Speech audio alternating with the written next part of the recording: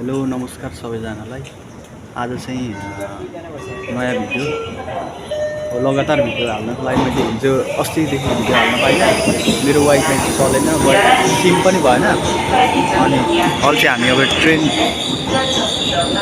पहिलोचोटि चढ्नलाई पनि अनुभव हुन्छ। अनि ट्रेन चढेर अब युनिभर्सिटी जानु तर्फबाट अनि युनिभर्सिटी गएपछि कस्तो के हुन्छ, मतलब पढाइ हुने आज होइन, तैपनि हामी चाहिँ के कस्तो हुँदो रहेछ भनेरको लागि मात्रै हामी जान आँटेको। ट्रेन स्टेसन यस्तो हुँदो रहेछ। अनि मान्छेहरू यता कुरिरहेका हुन्छन्। अनि हाम्रो साथीहरू चाहिँ यता छन् दुईटा। अनि त्यही हो, अब 15 मिनट जति बस्नुपर्ने रहेछ। अनि त्यस पछाडि हेरौँ के कस्तो हुन्छ। म रेगुलर अपडेट गराउँदै गर्नेछु। Stay tune. 이번에 환기역에 관련하시면 좀 더 편리하게 환전하실 수 있습니다. 이번역은 석계역입니다. 내리신 곳 오른쪽입니다.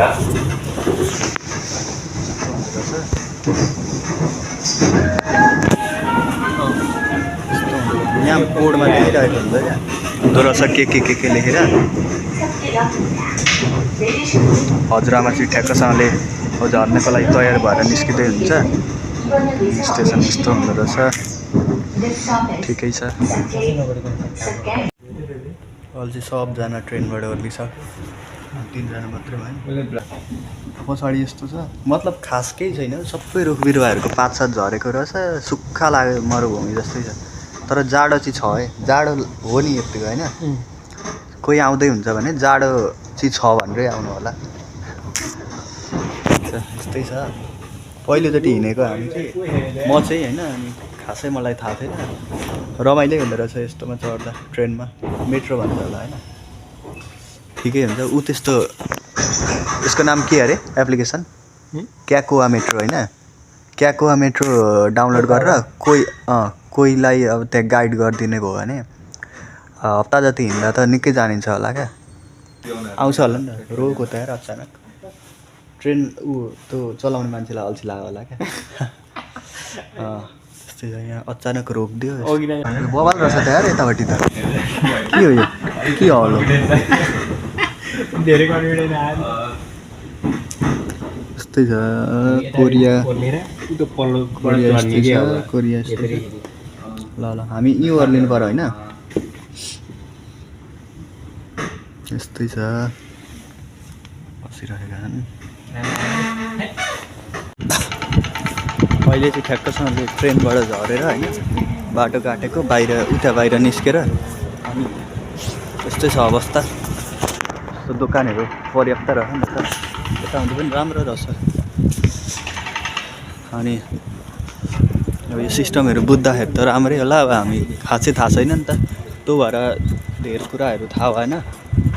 अनि त्यही हो। अब युनिभर्सिटी कहाँ रहेछ कसो रहेछ होइन खोज्दैछौँ। अब भेटिन्छ होला सायद, भेटिन्छ। अनि ट्रेनमा आएको, अब एउटा बस चढ्नुपर्ने रहेछ। सियु भन्ने त्यो दाइले भन्दै थियो क्या, सियु 24 आवर ओपन। उसको अगाडि जाने अनि बस आउँछ कति नम्बरको, त्यो उसमा चढ्नु भनेको थियो क्या। मतलब थाहा पाइने रहेछ, 1-2 चोटि चढेपछि थाहा पाइन्छ। यो बस चढेर चाहिँ हामी युनिभर्सिटी आएको। बसमा अति भिड थियो होइन। अनि केही मैले रेकर्ड गरिनँ। अनि सेजोङ युनिभर्सिटी यही रहेछ। यस्तो रहेछ। हामी किन यता गएको है?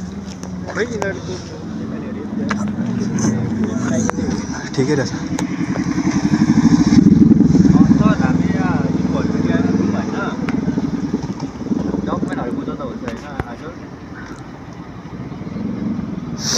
यस्तै रहेछ युनिभर्सिटी चाहिँ। ठिकै छ। इन्टरनेसनल अफिस भनेर युनिभर्सिटी ठिकै छ। आज पढ्नु भन्दा पनि त्यत्तिकै यहाँ के उ गर्नुपर्छ अरे क्या, के दर्ताहरू। अनि त्यही गर्नको लागि आएको हामी चाहिँ। यहाँ जानुपर्छ होइन युनिभर्सिटी।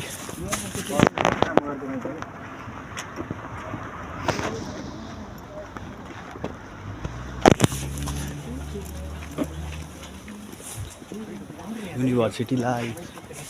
तर आज चाहिँ बस्दै दर्ता सर्ता के जाति गर्न आएको हो। सियोजोङ युनिभर्सिटी हो। यसको यो उसको फोटो देखेको है।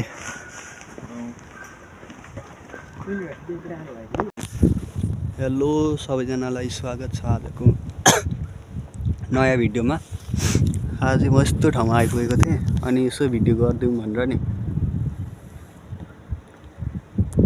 यो चाहिँ के हो मलाई केही थाहा छैन यो ठाउँहरूको बारेमा। त्यतिकै म चाहिँ भिडियोहरू यसो बनाउँदै खिच्दै हेर्दै फोटोसोटो होइन हान्दै हेर्दै हिँड्दैछु। बनाउँदा त बनाएको छ हौ के जाति यसो उसो नि। अनि ठिकै छ सब कुराहरू चल्दैछ अलिअलि।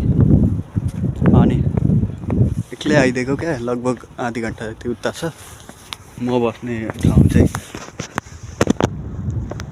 कोरियाको होएगी भन्छ। होएगी सहरबाट 15-20 मिनट टाढा चाहिँ यस्तो राम्रो ठाउँ रहेछ। आएर घुम्नु होला। तर आजको दिन अति चिसो छ, अति चिसो छ यार कस्तो। अनि पर्मिसनहरू पनि चाहिन्छ होला यस्तो ठाउँमा भिडियोहरू गर्दै हिँड्न चाहिँ होइन। त्यही पनि मैले गरेँ। यस्तो ठाउँहरू घुम्न आएको म चाहिँ। मूर्तिहरू राम्रो ठाउँ रहेछ। तर आज चिसो चाहिँ अत्याचार छ, अत्याचार छ चिसो चाहिँ यस्तै छ। नमस्कार सबजनालाई, welcome to my new video. आज चाहिँ यसो घुमफिर गर्नको लागि अर्को सहर आएको, मतलब अलिकति छेउको सहर यसो रेलसेल चढ्दै आएको। यस्तो छ नजारा। यो चाहिँ डोङदेमन भन्ने ठाउँ हो। हामी भएको ठाउँमा चाहिँ खासै नेपाली भेट्दैन र यसो होइन केही सोधपुछ तलास गरेर यसो ठाउँहरू थाहा पाऊँ, केही नयाँ जानकारीहरू पाऊँ भनेर हामी चाहिँ यता आएको। तर खोइ त यहाँ पनि हामी कता कुनै गीत हाल्यौँ अनि हामीले नेपाली पसलहरू पनि देखेनौँ।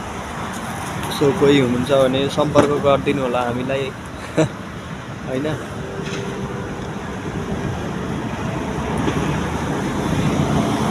Thank you for watching this video. अहिलेसम्म जसले हेर्नुभयो एकदमै धन्यवाद होइन। मैले हल्का 1-2वटा क्लिपहरूलाई जोडेर एउटा भिडियो हालेँ होइन। कस्तो के छ प्रतिक्रिया यसो दिँदै गर्नु होला।